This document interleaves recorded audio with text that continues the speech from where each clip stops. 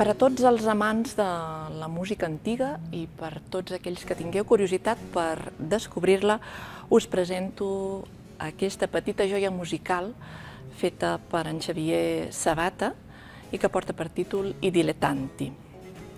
En Xavier Sabata és un contratenor jove d'aquí a casa nostra, de Catalunya, que està tenint molt reconeixement internacional a Europa, sobretot a França i Alemanya, on la música antiga està a primera línia de l'actualitat musical i cultural en general. En Xavier Sabata és un contratenor i, com bé ell explica, és un home que a partir d'una tècnica vocal molt acurada pot arribar a la tessitura de contralt, que ja pertany a la tessitura femenina.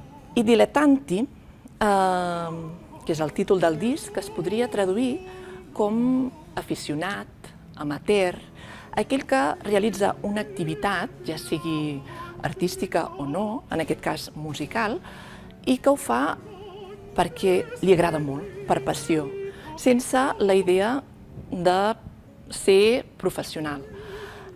Podríem dir doncs, que en aquest disc en Xavier Sabata ens mostra això, la seva passió, el voler cantar perquè li agrada. També el repertori que ens escull acuradament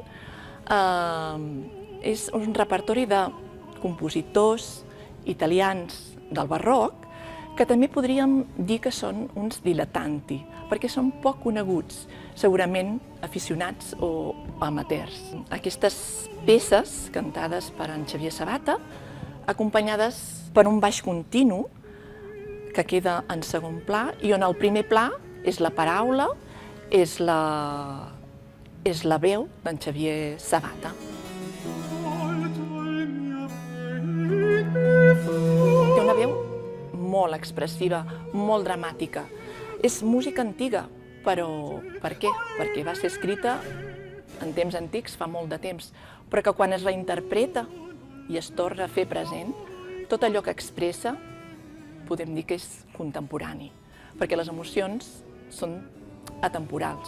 Per tant, una música antiga en el present.